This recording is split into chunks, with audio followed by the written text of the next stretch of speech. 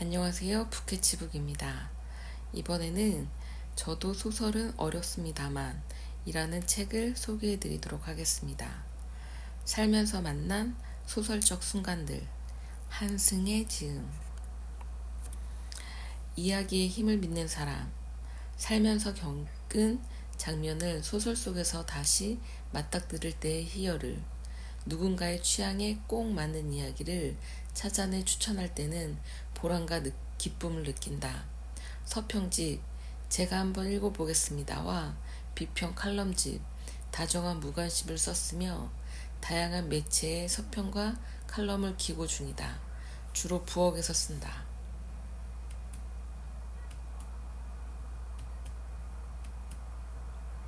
프롤로그 저도 소설은 어렵습니다만 두 번째 책인 다정한 무관심을 출간하고 인터뷰를 하는 자리에서 담당 기자가 물었다. 스트레스는 어떻게 해소하세요? 조금 고민하다 대답했다. 주로 소설을 읽으면서 마음을 다독이는 것 같아요. 또 다른 질문이 이어졌다. 글을 보면 어떤 균형 감각이나 안정감 같은 것이 느껴집니다. 특별한 비결이 있을까요? 다시금 대답했다. 같은 말을 또 하려니 조금 멋쩍긴 한데요. 역시나 소설을 많이 읽어서 그런 것 같아요. 이것도 저것도 전부 소설 덕분이라니. 내가 생각해도 당황스러운 답변이었지만 사실이 그러하므로 어쩔 수 없었다. 나의 경우 살면서 마주하는 어려움이나 타인을 이해하는 방법은 대부분 소설을 읽으며 익혀왔기 때문이다. 기쁠 때, 슬플 때, 즐거울 때, 고독할 때, 화가 날 때, 기타 많은 순간 소설은 훌륭한 처방이자 친구가 되어주었다. 혼란스럽거나 답을 잘 모르겠는 경우 역시 일종의 답안지와 같은 역할을 해주었다. 그리하여 나는 언제부턴가 소설을 찬양하고 칭송하며 동시에 소설을 읽지 않는 사람들에게는 소설을 적극 권유하고 추천하는 소설 전도사 같은 발언을 자주 했는데 그러면 사람들은 내가 본래부터 소설을 사랑해온 선천적으로 소설이 잘 맞는 사람이라고 생각하곤 했다. 고백하자면 이런 나라고 늘 소설을 사랑하고 열심히 읽어왔던 것은 아니다. 물론 책을 좋아하는 많은 사람들이 그렇듯이 나 역시 어렸을 적부터 책을 좋아했다. 집안에는 각종 읽을거리가 쌓여 있었고 책장에는 니체의 철학서부터 앙드레지드를 비롯한 세계 문호의 고전 명작, 그리고 태백산맥 등의 대하소설 및 시드니 셀던 시리즈와 같은 베스트셀러, 한편으로는 온갖 요리책과 고우영의 만화책 등이 두서없이 꽂혀 있었다. 심심했던 나는 그것들을 닥치는 대로 읽으며 지냈다. 눈을 감으면 지금도 생생하게 떠오른다. 미우라 아야코의 빙점의 마지막 페이지를 덮을 때의 여운이 토마스 하디의 테스를 읽으며 불안과 분노에 떨던 순간이, 졸음을 참아가며 밤새 시드니 셀던 시리즈를 읽던 시간이, 고우영의 일침에 홀리듯 빠져들던 나날이. 그러면서 나는 용돈이 모이기만 하면 서점에 달려가 보고 싶었던 책을 한 권씩 사들이고 도서 대여점에 좋아하는 작가의 신간이 들어왔다는 알람이 뜨면 불이 나게 달려가는 청소년으로 자라났다. 이토록 다양한 장르의 책을 읽으며 이야기의 매력에 푹 빠져 있었던 내가 자라면서 문학 관련 진로를 꿈꾸게 된 것은 자연스러운 수순이었다. 물론 큰 그림이나 계획 따위는 없이 소설이 좋아 문학을 공부하겠다는 단순한 마음이었다. 영어 또한 좋아했기에 수험생 시절 나의 희망 진로는 영어 영문과로 늘 명확했다. 대학에 가서 좋아하는 작가들의 소설을 원없이 읽고 싶었다. 그때까지는 여가 시간에만 읽을 수 있었던 소설책을 수업 시간에도 실컷 볼 수 있다니 이보다 더 좋을 수는 없었다. 게다가 영문과라면 영어 실력도 늘어날 테니 일석이조. 그러나 막상 대학에 진학하여 마주한 영문과의 실상은 예상과는 완전히 달랐다. 학과 공부는 치열하고 어려웠으며 나보다 훨씬 뛰어난 동기들을 바라보고 있노라면 아무리 마음을 다잡아봐도 초라한 생각이 들었다. 자꾸만 생각이 밖으로 떠돌았고 자연스럽게 학업에 대한 흥미가 점차 사라져갔다. 아마도 그때부터였을 것이다. 일시적이나마 내가 문학에서 멀어진 것이. 이후 나는 하필이면 왜 영문학 따위를 선택했는지 매일같이 후회하며 전공 시간마다 죽을상을 하게 되었다. 진로와 취업이라는 현실적인 고민 앞에서 수업 시간에 다루는 삶과 인간에 대한 논의는 공허하게만 느껴졌다. 일상으로 돌아와 친구와 갈등을 겪거나 연인과 싸웠을 때 역시 마찬가지였다. 소설 속에 도무지 현실과 이어져 있지 않은 듯한 이야기를 읽는 것이 힘겨웠다. 그 과정에서 영문학뿐만 아니라 문학 자체가 애초에 하등 쓸모없는 것이 아닌가 하는 생각을 나도 다른 친구들과 같이 경영학이나 경제학처럼 좀 더 실용적인 학문을 전공했으면 좋았을 것이란 후회를 날마다 했다. 도대체 인간이란 무엇인지, 삶은 무엇인지, 인간은 무엇으로 사는지 따위의 하나마나한 말만 늘어놓는 학문을 어디다 쓴단 말인가. 이런 생각은 한 걸음 더 나아가서 나중에는 대체 소설 따위를 읽어서 무엇하나 하는 데까지 이르렀다. 현실에 맞닿아 있지 않다는 생각이 드니 어릴 때와는 달리 더 이상 소설에서 재미를 느끼기 어려웠다. 결국 한때 누구보다 문학을 사랑하던 그리하여 전공으로까지 선택한 문학도가 결과적으로는 문학에 치를 떠는 사람이 되어버린 것이다. 이후의 대학 생활은 참으로 쉽지 않았다. 그처럼 싫어하는 문학 관련 수업을 듣고 공부를 하고 시험을 치르는 사람의 마음이 어땠을지는 자세한 설명 없이도 짐작 가능할 터 성적은 학사 경고를 받기 직전까지 떨어졌고 자존감이나 자신감도 하락했다. 자연히 문학이 점점 더 싫어졌다. 결국 몇 년간은 시험 공부를 제외하고는 소설책이라곤 거들떠보지도 않게 되었다. 그렇게 나는 점점 더 학교 바깥으로만 돌았다. 공부 외에 다른 것들을 하기 바빴고 앞날은 먹구름 낀 듯 어두워졌다. 더불어 소설에 대한 반감도 커져서 소설을 읽는 사람들을 볼 때마다 내심 생각했다. 저렇게 무용한 도움도 되지 않는 것을 잘도 읽네. 현실과 별 상관도 없는 이야기들에 어떻게 저렇게 몰입할 수 있을까? 물론 다행히도 그런 나날이 오래 지속되지는 않았다.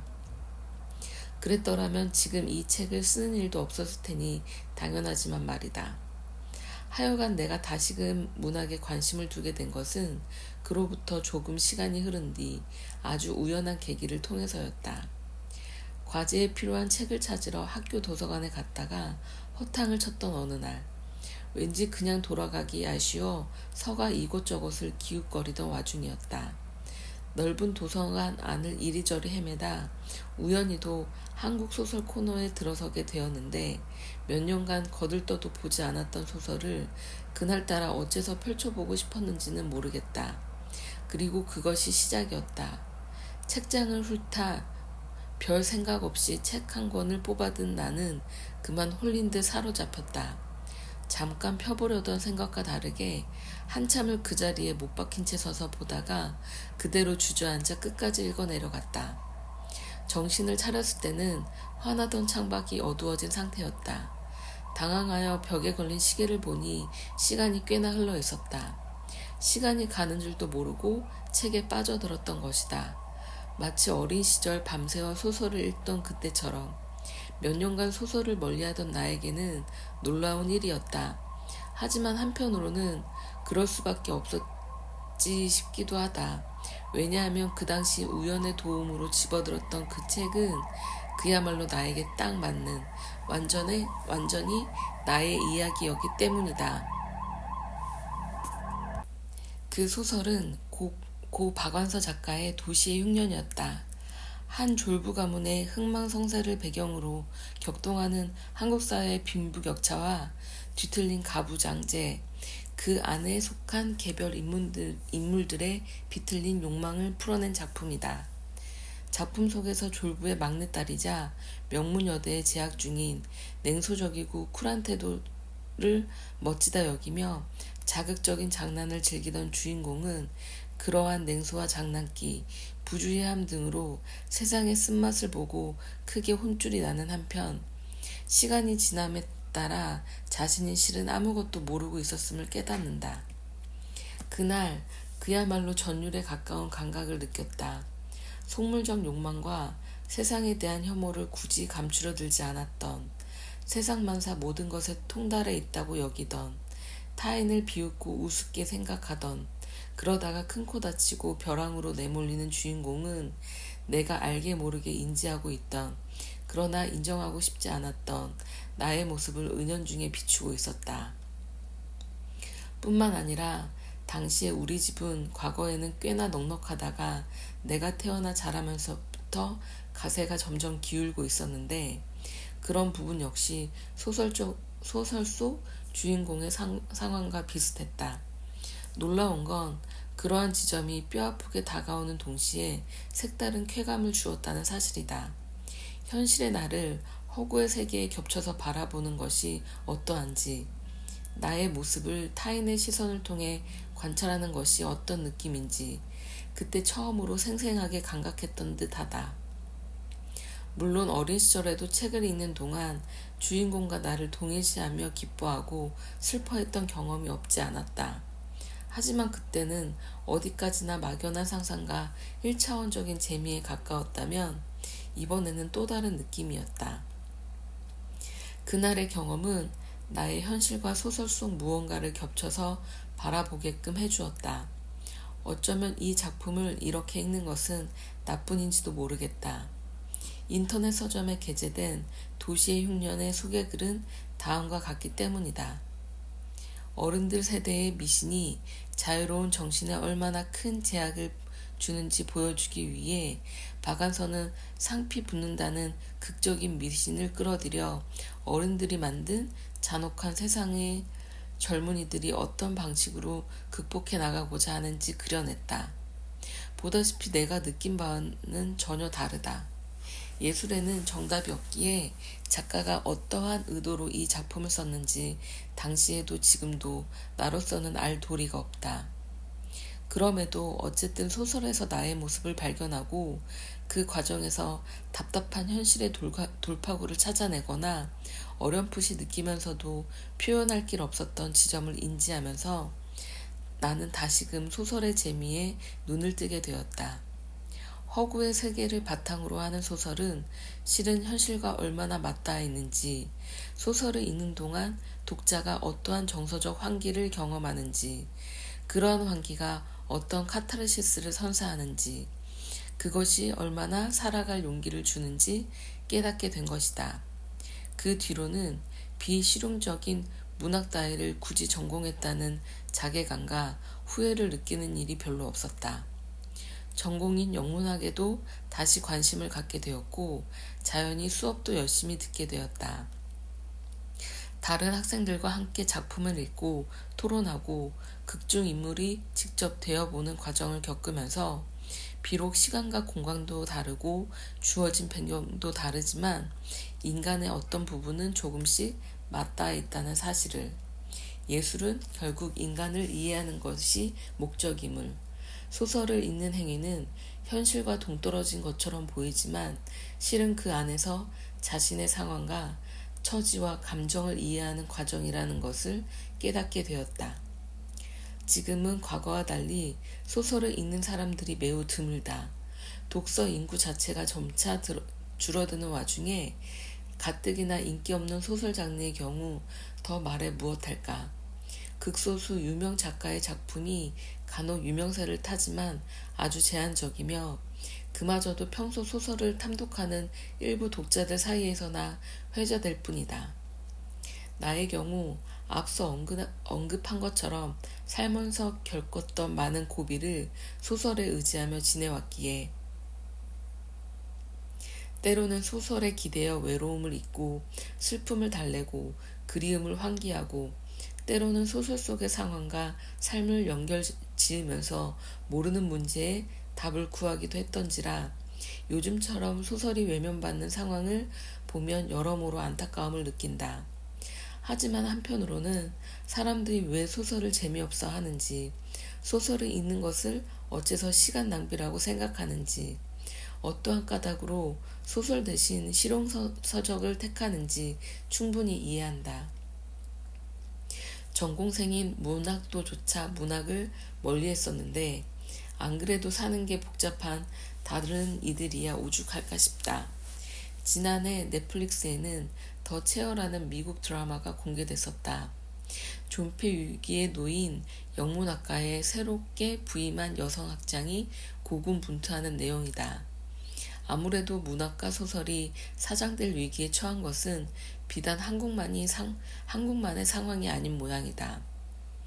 이러한 모든 현실에도 불구하고 여전히 나는 소설의 즐거움과 유용함을 더 많은 사람에게 알리고픈 소망을 버리지 않았다.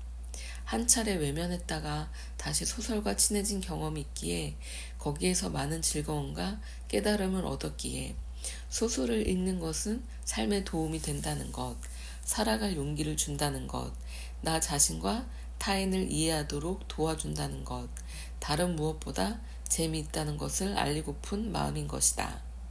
지금은 소설을 외면하는 사람들도 그 언젠가의 나처럼 자신에게 딱 맞는 소설을 마주하게 되면 소설의 재미에 눈을 뜨게 될지는 모른다. 다만 사람마다 취향도 삶의 방식도 생각도 감정도 모두 다르기에 자신과 꼭 맞는 소설을 찾아내는 것이 그리 쉽지만은 않다. 소설은 어쨌거나 사람에 대한 이야기이고 그런 고로 소설을 읽는 것은 다른 이의 삶을 들여다보는 것이기 때문이다. 잘 맞지 않은 소설을 억지로 읽는 것은 잘 맞지 않은 사람과 억지로 시간을 보내는 것만큼 괴로운 일이다. 흥미는커녕 짜증과 지루함만을 유발하는, 이러니 사람들이 소설과 친해지기 힘든 것이 당연하다. 그런 측면에서 재미있는 소설 좀 추천해주세요 만큼 난감한 질문도 없다.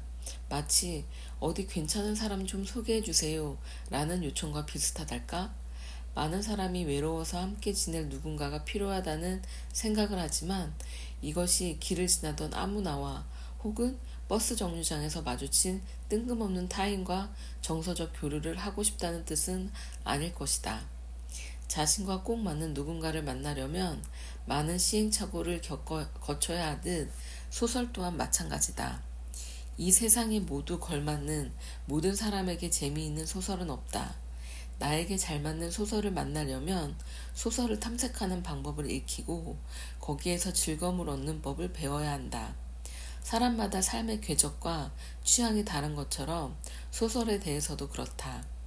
그러므로 나는 이 책에서 누가 읽어도 재미있을 만한 소설을 추천하는 대신 그간 소설을 읽으며 발견하고 깨닫고 느꼈던 과정에 대해 가감없이 적어보려고 한다. 그 편이 소설이 한 개인에게 미칠 수 있는 영향을 엿볼 수 있게 해준다는 생각에서다. 그렇기에 여기 실린 글들은 개별책에 대한 서평이라기보다는 나의 삶과 해당 작품들이 어떻게 겹치는지, 그러한 작품을 읽는 것이 나에게 어떠한 영향을 끼쳤는지에 대한 기록에 가깝다. 책에 대한 이야기이지만 한편으로는 내가 살아온 시간의 궤적 자체라고 할 수 있을 것이다. 이 기록이 다른 이들에게 어떻게 읽힐지는 솔직히 잘 모르겠다. 하지만 소설과 이미 가까운 사람들에게는 공감을, 소설과 친하지 않은 사람들에게는 소설에 대한 흥미를 불러일으키는 계기가 될 수 있기를 조심스럽게 바라는 마음이다. 그 과정에서 소설과 삶이 그리 멀지 않다는 것, 소설을 통해 깨닫고 느낄 수 있는 바가 사람들의 생각보다 훨씬 더 많다는 것이 전해진다면 더할 나위 없을 것이다. 누구에게나 자신에게 꼭 맞는 이야기가 존재한다는 믿음과 함께 사랑과 용기를 담아 2022년 4월 한승혜. 이 책은 총 5부로 이어져 있고요. 1부 불편함과 부당함의 사이에서 일상의 얼굴, 2부 너무도 고독한 우리는 욕망의 그늘, 3부 나로 살기 위해 성장의 고통. 4부. 당신은 어떤 사람인가요? 인간의 비밀. 5부. 지키고 싶은 마음, 사랑의 논리. 제1부. 불편함과 부당함의 사이에서 일상의 얼굴. 가해자들. 나는 집에 혼자 남았다. 이렇게 되고 보니 엄마가 무슨 소리를 들었는지 알 것 같았다. 외로움이 만들어낸 실체도 없는 소리가 엄마의 삶을 잡아먹었다. 나도 머지않아 그것에 먹힐 거다. 옆집 아줌마는 무슨 소리를 듣는 건지 엄마처럼 계속 벽을 두드리고 있었다.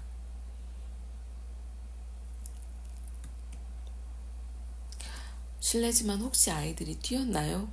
어느 평화로운 일요일 오후 관리실로부터 인터폰이 걸려왔다. 이 시간에 무슨 일이지?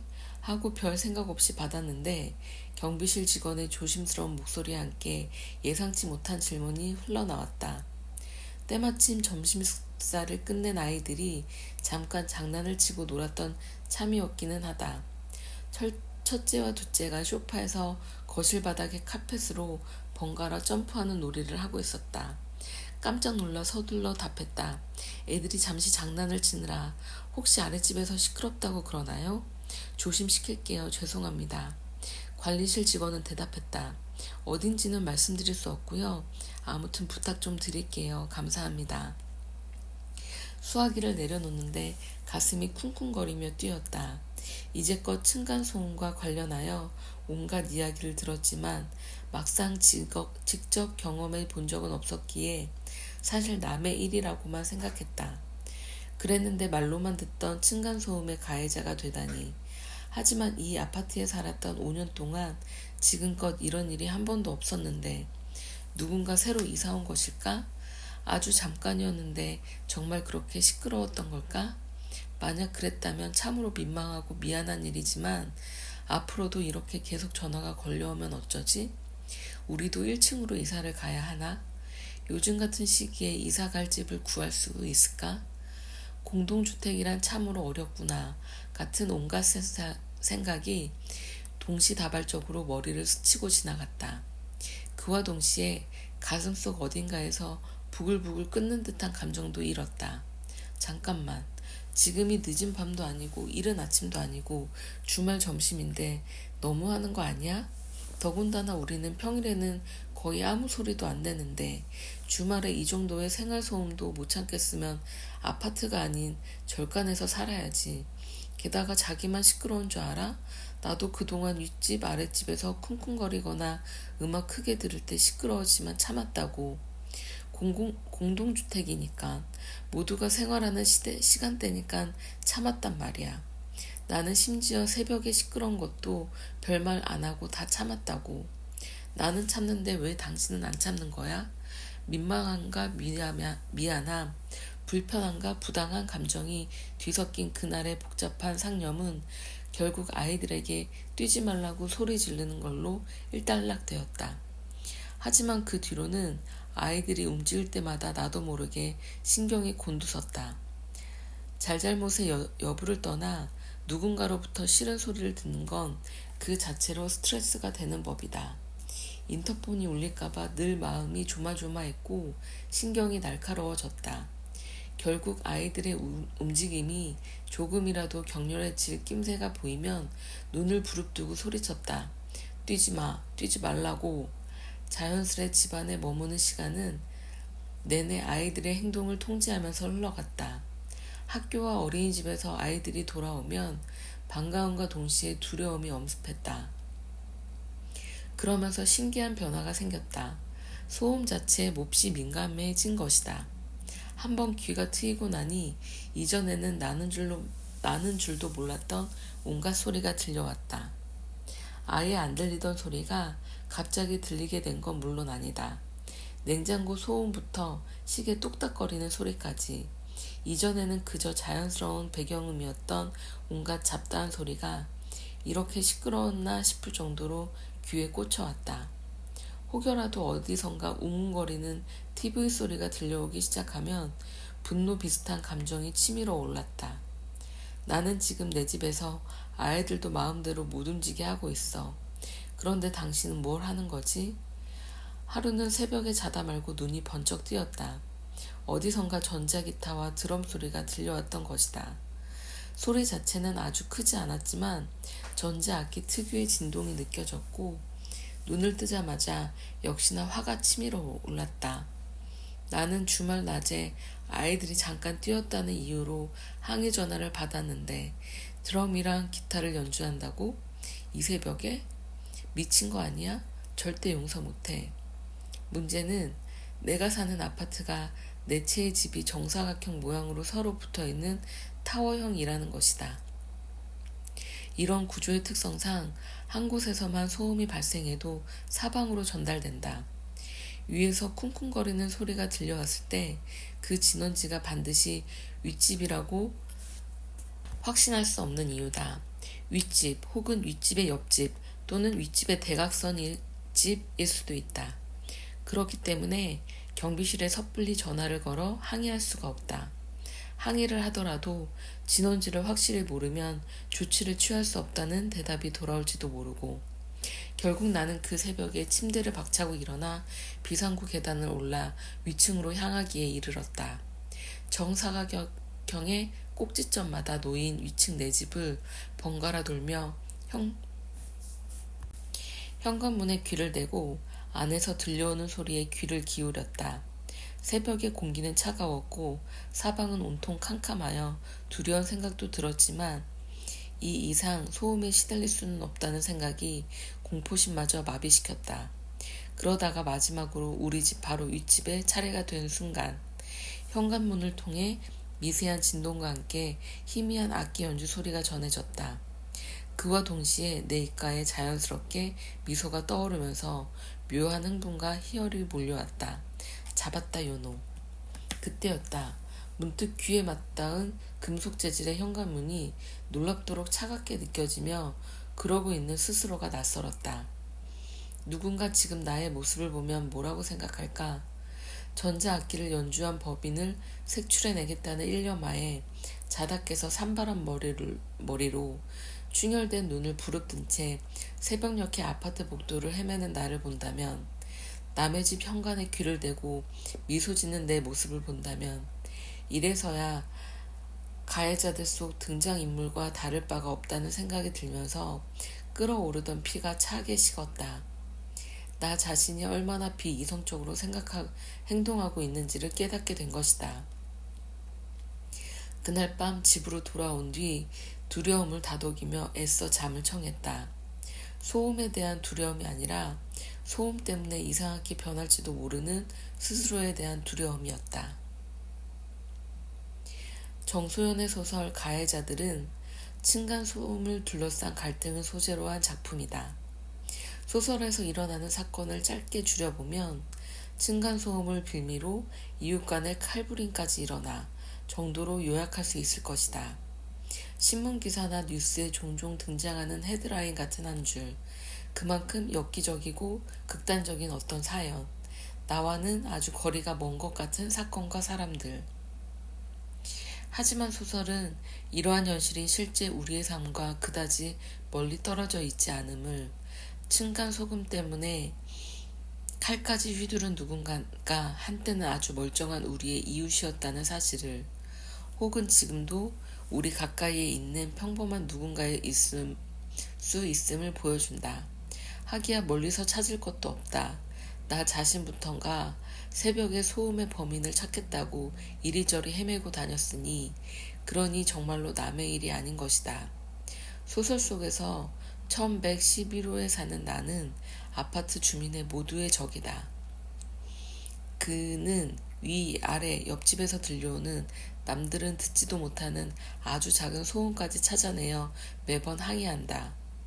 악기 연주와 같은 명백한 소음이 아닌 온갖 소리에 대해서 아이를 씻기는 소리, 아이의 웃음소리, 냉장고를 여는 소리, 알람 소리, 봉지를 부스럭거리는 소리 같은 생활소음도 용납하지 않는다. 그리고 소음이 사라지지 않으면 각종 도구를 이용하여 보복까지 한다. 결국 윗집 아랫집 옆집 이웃인 1211호, 1011호, 1112호 주민들은 1111호에 반복되는 항의 전화로 스트레스에 시달리고 혹여 작은 소음이라도 일으킬까봐 매우 조심스럽게 행동한다. 그러나 누구도 극도로 긴장된 상태를 오래 유지할 수는 없는 법이다. 어느 순간 폭발한 그들은 소음을 내지 않으려 조심하는 대신 당하고만은 있을 수 없다는 생각으로 전면전을 펼치기에 이른다. 그 과정에서 모두의 삶이 망가진다. 여기까지만 보면 소설 속 모든 사건은 1111호에 살던 극도로 예민한 나가 원흉인 것만 같다. 하지만 사실은 나 역시 일종의 피해자라는 사실이 이 소설의 흥미로운 부분이다. 소설은 나가 함께 살던 시어머니로부터 온갖 모욕과 학대를 받으면서도 꾹꾹 참기만 하다가 마침내 층간소음으로 쌓아왔던 분노를 폭발시키는 모습을 그려냈다. 가족들에게조차 이해받지 못하고 극단적으로 고립된 상황에서 스트레스를 받던 나는 점차 외부의 소음에 귀가 트이고 시간이 지날수록 편집증적인 행동을 보인다. 이웃들이 내는 작은 소리마저도 참지 못하고 보복까지 감행한 것은 바로 그 결과물이었던 셈이다. 그간 너무나도 많은 것을 참았기에 거꾸로 무엇도 참지 못하는 사람이 되었을지도 모른다는 것이 나의 비극이다. 소설 속 상황은 결코 극단적인 묘사라고 할 수 없다. 층간소음으로 칼부림이 일어나고 오픈마켓에서 우퍼와 고무망치 등 층간소음 관련 물품이 판매되는 현실을 생각하면 더욱 그렇다. 그렇기에 읽다 보면 층간소음 및 이웃과 공동체에 대해 여러 가지 생각을 하게 되는데 가장 마지막까지 남는 질문은 한 가지다. 우리는 과연 타인을 어디까지 참아낼 것인가? 우리가 용납하고 허용할 수 있는 선은 과연 어디까지인가? 그렇다면 이웃에서 들리는 온갖 소음, 이를테면 한밤중에 악기 연주는 참아야 하나 말아야 하나, 어디까지 허용하고 어디부터 거부할 것인가? 사실 나의 내면이 아닌 외부에 위치하는 타인은 본질적으로 불편한 존재일 수밖에 없다. 체내에 들어오는 이물질과 마찬가지인 셈이다. 세균이나 바이러스가 체내에서 문제를 일으키듯이 타인에 대해서도 너무 많이 허용하게 되면 반드시 문제가 생긴다. 소설 속 1111호에 살던 나처럼 말이다. 나의 경우에는 시어머니가 독이 된 사례였다. 나는 그와 같은 독에 너무 많이 노출된 나머지 이웃들이 내는 아주 작은 소음조차 견딜 수 없게 되었는지 모른다. 문제는 무균 상태 또한 썩 바람지 못하다는 데 있다. 놀랍게도 무균 상태일 때 신체는 더욱 취약해지며 생존 능력 또한 점차 떨어진다. 질병에 맞서기 위해서는 일종의 항체가 필요한데 우리가 주기적으로 백신을 맞는 것은 바로 이 때문이다. 신체가 아닌 정신 역시 다르지 않다. 다른 사람과의 접촉이나 교류를 원천 차단함으로써 우리의 정신은 무균의 상태를 유지할 수 있을지 모르지만 이런 경우 오히려 취약한 상황에 놓이게 된다. 시어머니로 고통받던 1111호의 나가 이전과는 달리 아주 작은 소음조차 용납하지 않는 사람으로 변모하고 그 과정에서 어떠한 간섭이나 방해도 받지 않게 되었음에도 불구하고 점점 더 상태가 악화되었던 것처럼 결국 타인과 함께 살아가는 것은 세균과 어느 정도 조율해 나가며 우리의 신체를 유지하는 과정과 비슷하다고 할 수 있다. 우리가 살아있는 한, 타인과 함께하는 한, 불편함이 완전히 사라진 무균의 상태는 마주칠 수 없으며 그것이 결코 바람직하지도 않다. 문제는 그처럼 불편함을 감내하는 과정에서 우리가 때로는 부당한 일을 당하기도 한다는 사실, 또한 많은 경우 우리가 불편함과 부당함을 구분하기 어려워한다는 사실이다. 그 과정에서 망가지는 사람들이 나오는 것 또한 마찬가지. 마치 1111호의 나처럼 나의 횡포를 일방적으로 감내하다 덩달아 망가지고 말았던 나의 이웃들처럼 말이다. 사는 것은 그래서 어려운지도 모르겠다. 무지의 특권, 음복. 왜냐하면 너는 아마 영원히 모를 테니까. 뭔가를 모르는 너, 누군가를 미워해본 적도 없고 미움받는 것을 알아챈 적도 없는 사람, 잘못을 바로 시인하고 미안하다고 말하는 사람. 너는 코스모스를 꺾는 이유가 사실 당신 때문이라는 걸 말하지 못하는 사람도 아니고, 누가 나를 이해해주냐는 외침을 언젠간 돌려주고 말겠다는 비릿한 징후를 품은 사람도 아니니까. 그럼에도 불구하고 당신 손을 잡을 수 있는 사람은 나밖에 없다고 생각하는 사람도 아니지. 그런 얼굴을 가진 사람이 아니야. 그래, 그래서 나는 너를 사랑했다. 지금도 사랑한다. 때문에 나는 말하지 않기로 했다. 사실 내가 진짜 악역이라는 것을. 그런데 말이야, 과연 그걸 선택이라고 말할 수 있는 걸까? 나는 예전에 공중 화장실이라면 을에 구멍이 뚫려 있는 줄 알았다. 정말이지. 카페부터 지하철역, 극장, 음식점, 노래방, 술집, 기타 곳곳에 딸린 온갖 화장실에 갈 때마다 칸막이 벽에, 문짝에, 천장에, 타일에 콩알보다도 더 작은 구멍이 적게는 서너 개부터 많게는 몇십 개에 이르기까지 엄청나게 많이 있기에 그런 상태가 기본인 줄 알았다. 어린아이가 막대기로 땅바닥을 휘휘 젓거나 놀이공원 벽에 온갖 낙서를 하는 것처럼 할 일 없고 심심한 사람들이 용본 보는 잠깐의 틈을 참지 못하고 그리해 놓았으리라 생각했다. 그것이 수많은 셀 수도 없는 불법 카메라를 위한 자리였음을 알게 된 것은 비교적 최근의 일이다. 소라넷을 비롯하여 텀블러나 각종 P2P 사이트에 용변을 보는 여성들의 모습을 포함하여 온갖 성범죄 영상이 아무런 제재 없이 마구 돌아다닌다는 것을. 내가 별 생각 없이 스쳐 지난 무수히 많은 구멍이 실은 누군지도 모르는 남성들의 눈이었다는 것을. 어쩌면 나의 모습 역시 누군가의 모니터 안에 박제되어 있을지 모른다는 사실을 그제야 알게 되었다. 그 순간의 감정을 뭐라 말할 수 있을까? 충격, 분노, 혐오, 경멸, 그 중에서도 가장 큰 것은 공포. 하지만 더욱 놀라운 일은 따로 있었는데 다름 아닌 그 사건을 대하는 문 남성의 반응이었다. 그들은 공중 화장실에 불법 카메라가 수십 개 설치되어 있다는 뉴스를 보면서도 끝까지 믿지 않았다. 에이, 설마 아니겠지. 난 화장실에서 구먼 본 적 한 번도 없는데 여자들이 괜히 오버하는 거 아니야? 설령 정신 나간 놈 몇 명이 그랬을 수는 있어도 그게 일반적인 상황은 아니겠지. 아무래도 착각 아니야? 미치지 않고서야 누가 화장실에 있는 사람을 몰래 훔쳐봐. 내 주변에서도 그런 사이트 보는 사람 한 명도 못 봤는데? 그때 느꼈다. 이들은 모르는구나. 아무것도 모르는구나. 정말인지 모르고 있구나. 우리는 완전히 다른 세상을 살고 있구나. 언젠간 성폭력에 관한 글을 언론에 기고했을 때 역시 마찬가지였다. 여성들은 본인 역시 비슷한 경험을 했다고 공감해 온 반면 남성들은 이런 댓글을 달았다. 어떻게 사람이 살면서 저런 일을 다 당하지? 주작도 정도껏 하쇼. 소설 쓰고 앉아있네. 글쓴이는 저게 사실이라면 증명해봐라. 그때는 나의 이야기를 믿지 않고 내가 쓴 글을 매도하는 그들에게 분노를 느끼기에 앞서 질투가 났다. 평생토록 저런 경험을 해본 적이 없다는 사실에 대해서 말이다. 저들은 모르고 있구나.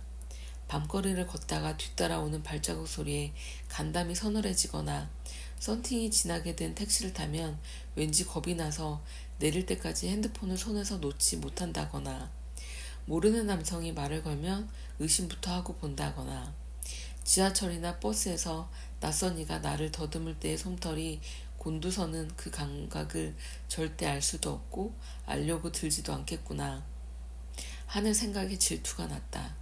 견딜 수 없을 만큼 시기심이 들었다.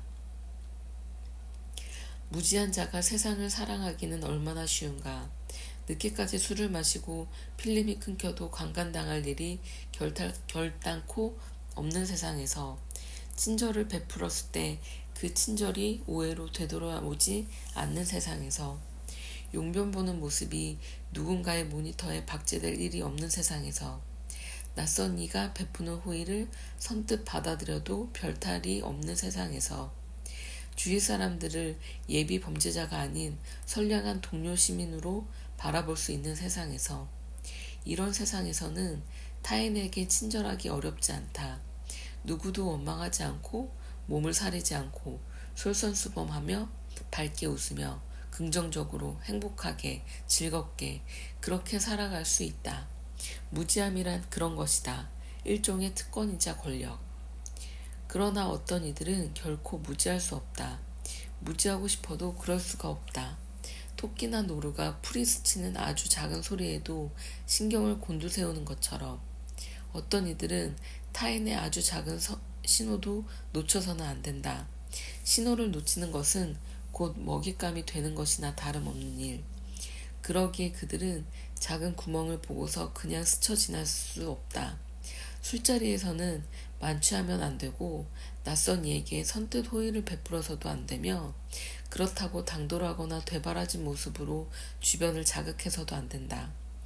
24시간 신경을 곤두세우고 주변의 분위기나 상황에 맞춰 복잡한 결을 하나하나 파악해야 한다.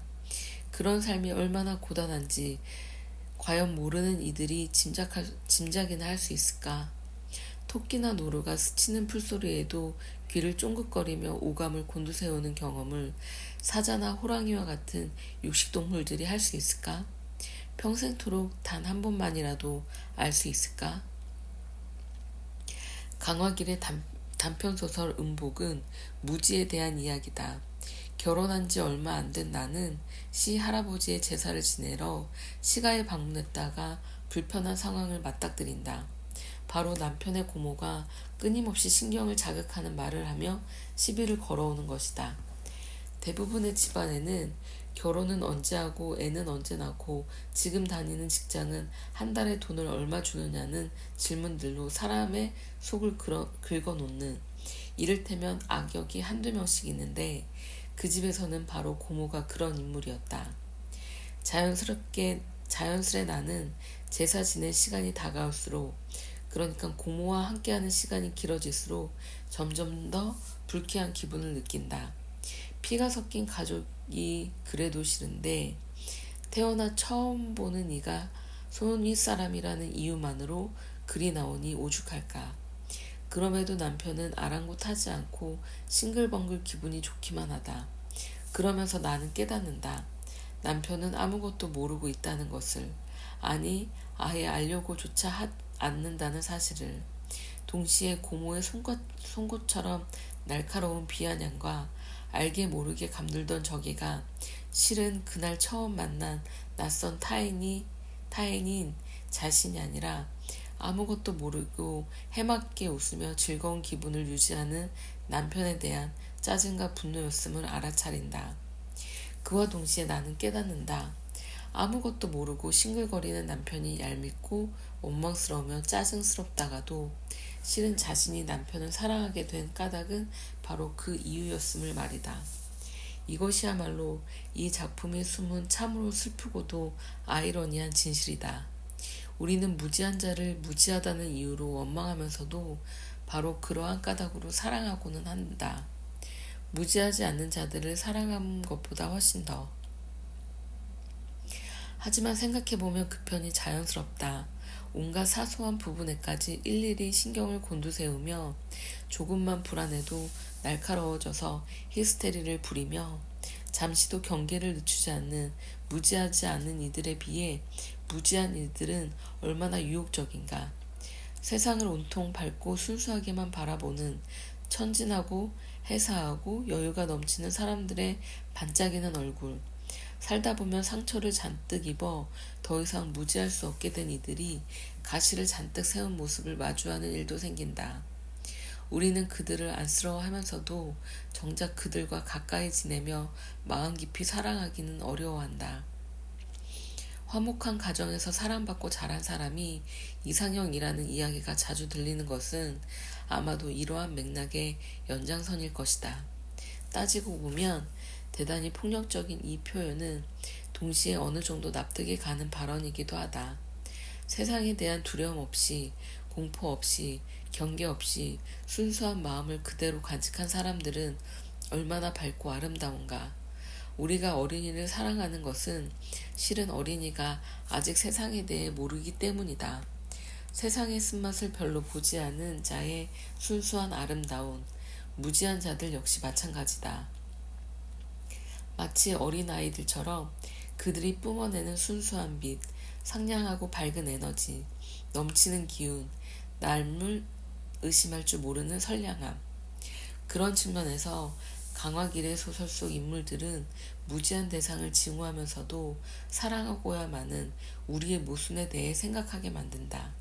사실은 공격적일 수밖에 없었던, 예민할 수밖에 없었던, 날카롭고 사나울 수밖에 없었던 우리들에 대해 무지하지 않은 자들을 동정하고 연민하면서도 무지한 자들에 비해 끝내 사랑할 수 없어 절망하거나 당황스러워하는 결코 무지할 수 없는 자들. 너는 아무것도 모를 거야 라는 말로 시작하며 무지한 자들에 대한 원망을 드러내는 음복의 주인공 역시 이러한 사람 중 하나다.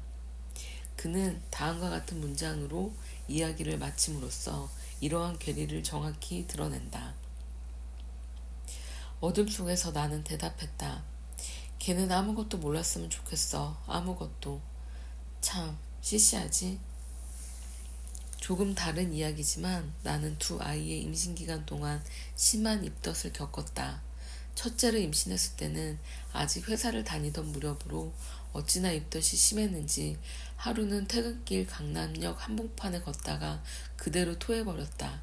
정말 민망하고 부끄러웠지만 화장실에 갈 때까지 버틸 수 없었다. 그래서 걷다 말고 그대로 길가에 서서 가로수 밑동에 대고 토하고 말았다. 그런데 그때 몸도 제대로 가누지 못하고 겨우 가로수에 의지해 있는 내게 지나가던 남자 2명이 다가와 말했다. 술 많이 드셨나 봐요. 한 잔 더 하러 가실래요? 저희가 데려다 드릴게요. 그렇게 웃으면서 말을 걸어오는 그들을 바라보는 순간 이상한 느낌이 들었다.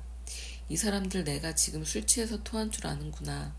취한 여자 데려다가 어쩌려고 그러는 걸까? 나는 대꾸 없이 몸을 돌려 그대로 다른 방향을 향해 걸었다. 속이 안 좋은 것 따위 신경 쓸 여유가 없을 정도로 무서웠다. 오래도록 나는 그때의 불길한 느낌에 강력한 확신을 가지고 있었다. 내가 만약 진짜 술에 취했었다면, 의식불명이었다면, 그들의 선의를 믿고 따라갔다면 나에게 과연 무슨 일이 생겼을까? 지인들에게도 살면서 겪었던 위험천만한 순간의 하나로 그날 일을 종종 거론했다. 가끔 뉴스에서 술 취한 여성을 대상으로 하는 범죄 소식을 접할 때면 그날의 기억을 떠올리며 나 역시 저런 상황에 처했을지 모른다는 생각에 가슴을 쓸어내리곤 했다. 하지만 요즘 들어서는 모든 것이 나의 오해였을 수도 있다는 생각을 가끔 한다. 그들은 어쩌면 정말로 선의를 가진 평범한 사람들이었을지도 모른다고. 차마 화장실까지 버틸 힘이 없어 가로수를 붙들고 구역질을 하는 여성에게 호의를 베풀고자 했던 착한 사람들이었을 수도 있다고. 그러한 호의를 무지하지 않은 내가 받아들이지 못하고 섣불리 의심했는지 모른다고. 물론 그들이 정말로 수상적인 인물이었으며 내가 당시 진짜로 술이 취하지 않았기에 운이 좋게 잘 피했을 가능성 또한 여전하다. 무지하지 않은 나로서는 앞으로도 알 수 없는 일이다. 음복을 읽는 동안 많이 공감한 한편 섬뜩함을 느꼈던 까닭은 바로 이 때문이었다. 이 소설을 통해 나는 스스로의 모순을 깨달았다. 나를 비롯해 내가 사랑하는 사람들이 가능한 한 무지하기를 바라는 나도 모르던 내 마음. 많은 이들에게 무지할 수 있는 것이 특권이라 외치면서도 정작 나와 가까운 이들은 내내 무지하길 바라는, 세상의 쓴맛 따위에 노출되지 않고 계속해서 모르길 바라는, 그럼으로써 행복한 상태를 유지할 수 있기를 바라는 그런 나의 시시한 마음.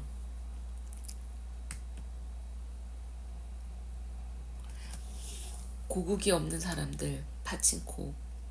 유미에게 조선인이 되는 것은 또 다른 끔찍한 지옥이나 마찬가지였다. 그것은 벗어던질 수 없는 가난이나 수치스러운 가족에게 얽매이는 것과 같았다. 왜 그곳에서 살아야 한단 말인가? 하지만 일본에 달라붙어 사는 것도 상상할 수가 없었다. 일본은 자신을 사랑하지 않으려고 하는 계모와 같았다. 그래서 유미는 로스앤젤레스에 가고 싶다는 꿈을 꾸었다. 대학생 때 학교 근처에 한국인 남편과 일본인 아내가 한일 양국의 문화 교류를 테마로 운영하는 카페가 있었다. 그곳에 가면 일본인과 짝이 되어 서로의 언어를 공부하는 언어 교환 프로그램에 참여할 수 있었는데, 당시 일본 문화에 관심이 많았던 나 역시 해당 프로그램에 신청을 하여 또래의 제일교포 남성과 짝이 되었다. 일본에서 태어나 일본에서 자랐고 한국어는 거의 못하지만 그럼에도 한국을 고국이라 생각하여 한국어를 배우기 위해 유학을 왔던 사람, 여전히 한국 이름을 사용하는 사람, 아마도 그때가 제일교포라는 존재에 대해 거의 처음으로 인지했던 시점인 것 같다. 그렇게 시작된 언어 교환 활동이었지만 대부분의 스터디가 그렇듯이 몇 해 지나지 않아 흐지부지되고 말았다. 둘 중 누군가 오늘은 공부 대신 밥이나 먹을까요? 하고 말을 꺼낸 것을 시작으로 어느 순간부터 밥부터 먹는 것이 당연해진 것이다. 결국 함께 스터디를 하는 대신 일주일에 한두 번씩 만나 밥을 먹고 어울려 노는 친구 사이가 되었다. 그를 통해 다른 제일교포들도 여러 소개받았는데 나이대가 비슷했던 우리는 자주 어울려 놀았다. 그들과 어울리는 동안 일본어뿐만 아니라 제일교포 사회의 분위기나 일본 문화에 대해서도 좀 더 많은 것을 알게 되었다. 가끔 사진첩을 정리하다 그때 찍은 사진을 마주하면 나도 모르게 추억에 젖어든다. 그런데 안타깝게도 관계가 길게 이어지지는 않았다. 처음에는 무척 즐겁고 재밌었으나 어느 순간부터 함께 있을 때 불편한 느낌이 들었던 것이다. 일본이 얼마나 세련되었는가를 자연스럽게 말하며 한국에 대한 우월감을 자주 내비쳤다. 그러다가도 어느 순간에는 일본과 일본인에 대한 적개심을 보이거나 열등감과 피해의식을 드러내기도 했다. 그 미묘한 온도 차이가 신기하면서도 혼란스러웠고 그때마다 어떻게 해야 좋을지 알 수 없었다. 그래서일까? 당시 알고 지내던 일본인 친구들과는 주기적으로 연락하며 교류를 지속한 반면 제일교포 친구들과는 어느 틈엔가 연락이 끊기고 말았다. 일본인 친구들은 신선하고 낯설며 신비로운 외국인이었고 우리는 서로에 대한 호기심으로 쉽게 친해지며 문화적 차이는 외국인이라는 이유로 양해해 줄 수 있었지만 제일교포 친구들에게는 그게 잘 되지 않았다. 한국인이라는 일부의 정체성을 공유했기에 오히려 더 가까워지는 것이 자연스럽다는 것을 알지만 이상하게도 그리 되지 않았다. 잊고 지내던 그들을 다시 한번 떠올리게 된 건 몇 년 전 혼자 일본으로 여행을 떠나면서다. 아직 코로나19 바이러스가 존재하지 않았던 아득한 시절의 이야기로 남편을 비롯한 가족의 배려가 있어 가능한 일이었다. 행선지는 후쿠오카였는데 모처럼 주어진 혼자만의 시간을 1분도 허투루 흘려보낼 수 없어 몹시 무리하여 다녔던 기억이 난다. 쉬기 위해 다녀온 여행이었음에도 마치 극기훈련 때처럼 매일 아침 7시에 일어나 새벽 2시까지 돌아다니며 하루에 20km씩 걸었다. 어느 하루는 온종일 걸어 몹시 피곤했지만 그대로 잠자리에 들기 아쉬운 나머지 충동적으로 숙소 근처의 한 재즈바에 들어가게 되었다. 60대 중반의 백발이 성성한 남성이 운영하는 분위기가 멋스러운 가게였다.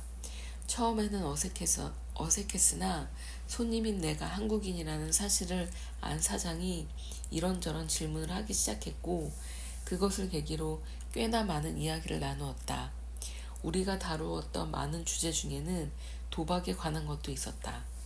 그가 나에게 마작을 할 줄 아느냐고 물었고 나는 한국에서는 마작 대신 포커나 고스톱을 많이 치지만 대개 몰래 재미로만 친다고 대답했다. 한국에서는 도박이 불법이거든요.